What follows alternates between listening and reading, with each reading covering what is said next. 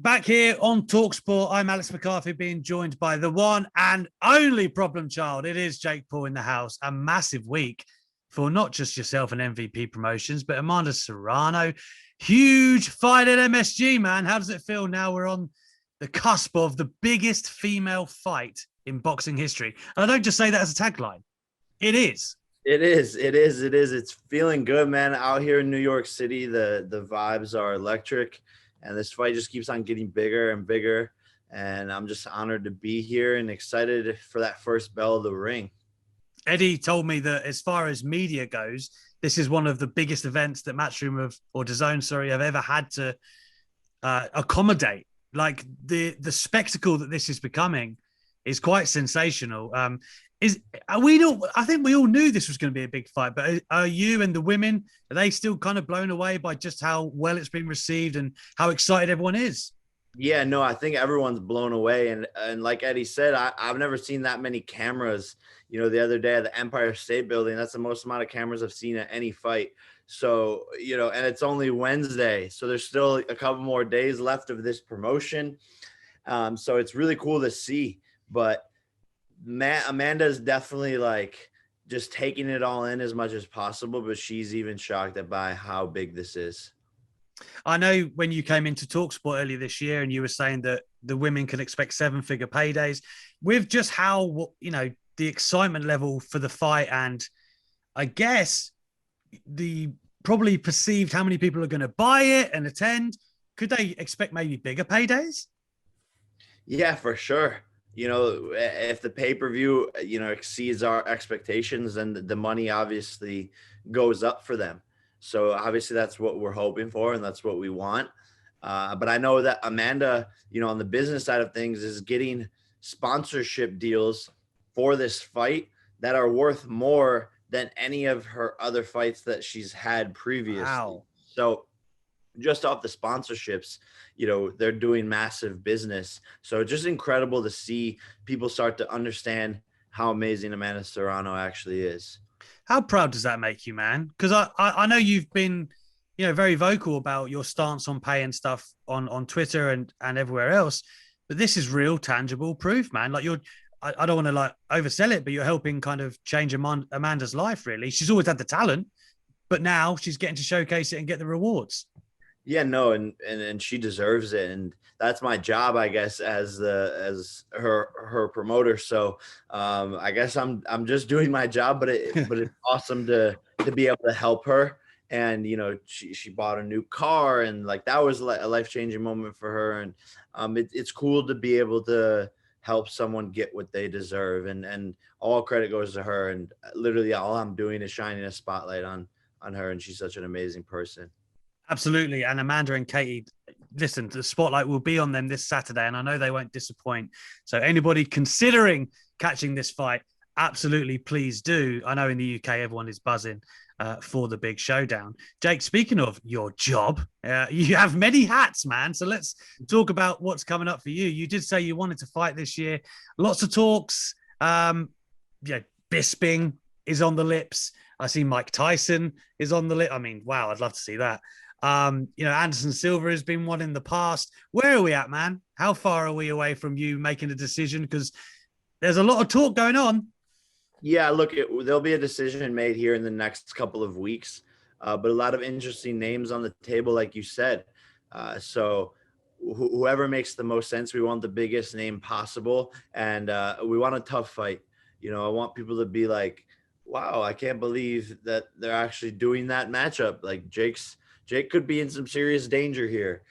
So that's what I want. I want to challenge myself and continue to increase the level of my opposition and get the biggest name possible, because I'm tired of carrying all the pay-per-view promotion myself.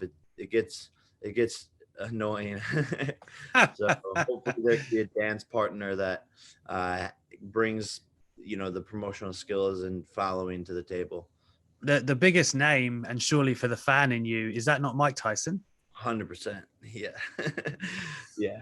Well, for sure. That's number one on my list. He just called me out on Joe Rogan's podcast and said, let's do it. And I think that breaks, so many records. I think it would be fun. It'd be legendary. It would be crazy for me to share the ring with such an iconic legend, someone that I look up to. So it'd be weird fighting him, but at the same time, it would be awesome. So we'll see what happens. Have you had any kind of contact on that? Yeah. Yes, there is contact and conversations. Awesome. I just want to circle back on potential opponents because we know that I was there at Wembley on Saturday. Tommy had a lot to say, as I know that you saw. And I saw you today commenting on his father's boxing record as well on my good colleague Michael Benson's tweet. Where are we at with you in the Furies? Because is that not like? Do you think that it would be a lucrative fight for you though? Is the interest there? Yes and no. I think it's one of those toss-up fights where it either does extremely well or, my fans just show up. And I don't think Tommy really has fans like that. The first time people ever heard of him was because of me and us going back and forth on the internet. So I don't really think he actually brings anything to the table. And, he hasn't had impressive performances in the last couple of fights. So there hasn't been that like viral moment for him to really create a lot of traction. So that's why we're sort of waiting to see what happens with Anderson Silva here in the next couple of weeks, because that's an interesting fight for me. And obviously pursuing other discussions as well. Maybe you warm up for Tommy with John. Dude, that's not, like, I think me versus John Fury is a bigger fight than me versus Tommy. So I would love to fight John for sure. And maybe it's a 2-for-1. I'd be down to fight Tommy for a couple of rounds, and then fight John for a couple of rounds. Just tags him in. Yeah. Listen, Tyson says he wants to do exhibitions now. That would be something. Would that be bigger than Mayweather Logan? You and Tyson Fury. For sure. For sure would be bigger, way bigger. That's interesting, but it's 2022, so anything's possible, right? Yeah, you're not wrong. I was also in Dallas to see your brother absolutely kill it at WrestleMania, and I thought you handled yourself pretty damn well on that pre-show panel as well. Did that kind of seeing, because it's amazing, right? 70-odd thousand people going bananas. Like, I'm sure Logan's told you how amazing it felt out there. Has that intrigued you at all? Yeah, look, it could be something fun. It could be something dope to do. It would be fun to get in there and do a little tag team match with my brother. I think we could take out a lot of people. So I'd be down for that. And Logan's a natural beast, a natural wrestler. So we would make a good team. I would start knocking everyone out. He would start doing the splits on everyone, and that's that. It's a wrap. We win the WWE hands down. Brock Lesnar, we're coming for you. Yeah, well, listen, Brock Lesnar's a big fan of you guys. Lest we forget, he has respect for the Paul brothers.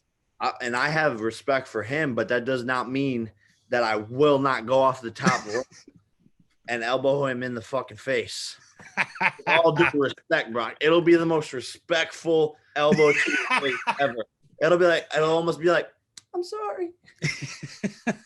True solace in your voice as you deliver it, I'm sure. Did WWE say anything to you that weekend? Anything potential? Well, we'll see. I see how you're moving. Let's talk about a couple of crossover fights since you are the king of such down the years. What do you think of Fury and Ngannou, man? Like, if they are to lock it up next year, what do you think? How does that play out? Yeah, look, I mean, I think it'd be really fun to watch, and it depends if they box or if they do MMA. But yeah, if they box, Tyson Fury will win. If they do MMA, Francis will win. If it's sort of a mixture of the both, then Francis will win. So yeah, pretty much the only way for Tyson to win is boxing. But it would be dope to see. I would definitely love to watch that fight.